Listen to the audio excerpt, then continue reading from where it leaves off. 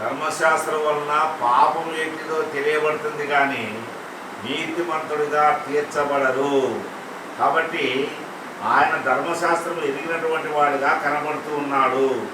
ఇంకా ఆయన కొరవ మనకు అర్థం కాలేదు. మనం కూడా గమనించినట్లయితే నెహెమ్యా 9:29 చూడండి, ఆజ్ఞలు పాటించడం అవసరము. నెహెమ్యా 9:29.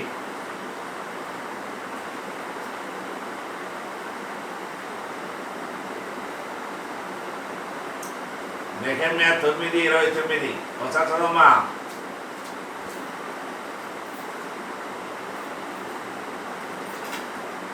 నీ ఆజ్ఞలను విధులను ఒకడు ఆచరించిన ఎడల వాటి వలన వాడు బ్రతుకును కదా. చదవమ్మా.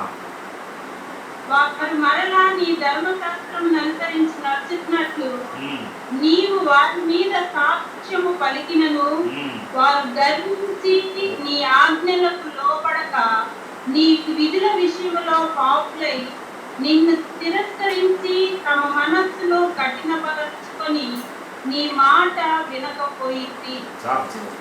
గమనించండి, నీ ఆజ్ఞలను విధులను ఒకడు అనుసరించడం వలన వాడు బ్రతుకును. కాబట్టి ఆజ్ఞలు చాలా అవసరమే. కానీ వారు గర్వించి నీ ఆజ్ఞలను లోబడక నీ విధుల విషయంలో పాపులై నిన్ను తిరస్కరించి తమ మనస్సును కఠినపరచుకొని.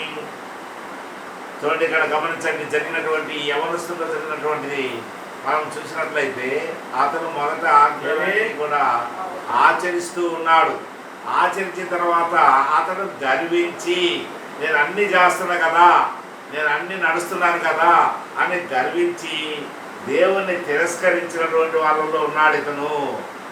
కాబట్టి ఇతను పాపి అయి దేవుని తిరస్కరించి తన మనస్సును కఠినపరుచుకొని దేవుని మాట వినకపోయి ఇతను శిక్షకు పాత్రుడవుతూ ఉన్నాడు.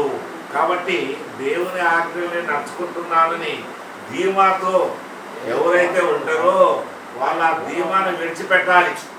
ఎందుకంటే ఆజ్ఞలు అతిక్రమిస్తున్నంత మాత్రం ఆజ్ఞలు